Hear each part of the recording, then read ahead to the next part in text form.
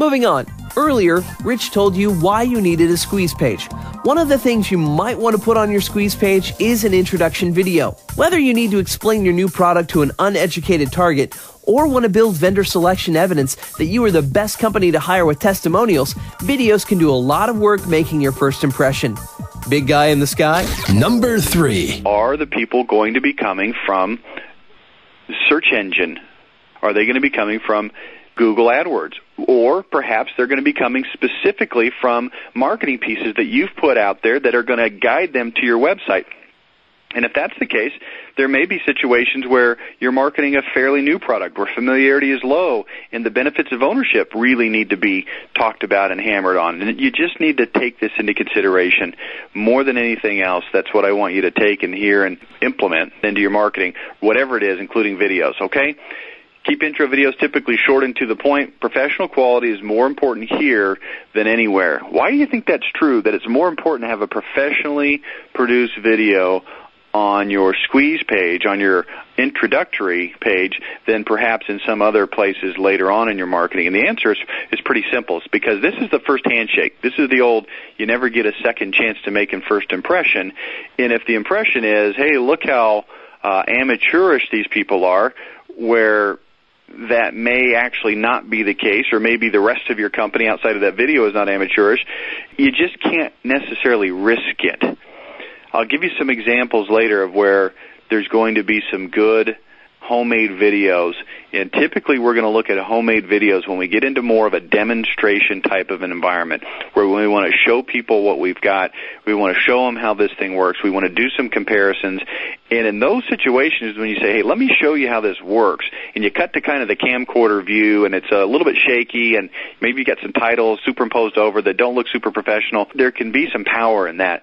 But on this first handshake, let's make sure that we've got some good professionally done stuff. Now, again, like anything else, that's a generalization. Look at your situation. To sell somebody in the home improvement industry, let's just use a $40,000 roof or a $40,000 sunroom, they may be interested in watching a little bit more about that particular product or service. The length isn't that important. What is important, like any other marketing piece, is how relevant and interesting is it.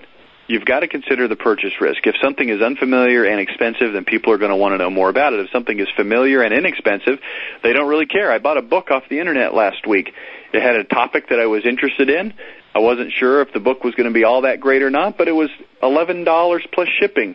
Okay, so what if I don't like the book? Who cares? I didn't want to watch a 30-minute video about it. Just give me the book. I'll look through it, and if I don't like it, I'll throw it in this big pile of books I have that I don't like.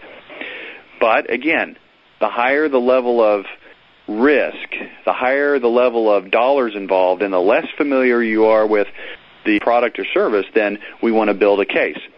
You do obviously want to break your larger videos into multiple segments. You don't want to have a 30-minute video that they have to watch the entire thing. Break it down into segments so that they can say, okay, I want to watch this or this or this or this.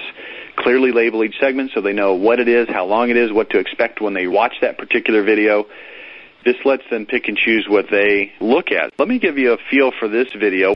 This sunroom video is broken into 4 major parts. The owner of this company, Kip Lee, was the quote-unquote talent on the video. And there was 4 sections of this video. Reasons for adding a sunroom, what styles of sunrooms are available, what to look for in a good sunroom, and frequently asked questions. And those are right there on the video itself. There's also, as you'll see on slide number 13, some testimonials. One good application of video technology is to put your testimonials on it. And this is an area where the professional quality is not as critical as in other situations. If you say on your website, watch some of our video testimonials, and you shot them with your camcorder, I think people understand that. I think they'll give you some leniency on not having brought in the $9 million avatar production crew with special effects in HD. If you're just trying to let people know, hey, here's what we do and here's some of our customers. Okay, so you get the idea here. It's an introduction. Now, let's make a critical point here. This video was created from a report. This was originally a printed report, a sunroom idea guide, and it was broken into the same 4 sections and then just made into a video. So the marketing equation stays exactly the same. We want to talk to them about the various points of the educational spectrum. Why would you want a sunroom? What kinds of sunrooms are there? What should you look for? What are some of your questions? Questions being, of course, objections to ownership. And we address them as if this were a printed brochure. It just happens to be on video. Did you catch the fact that the sunroom video was just a videoized version of the product report, which incidentally should go into the pre-positioning package you should have? MYM marketing isn't restricted to one medium.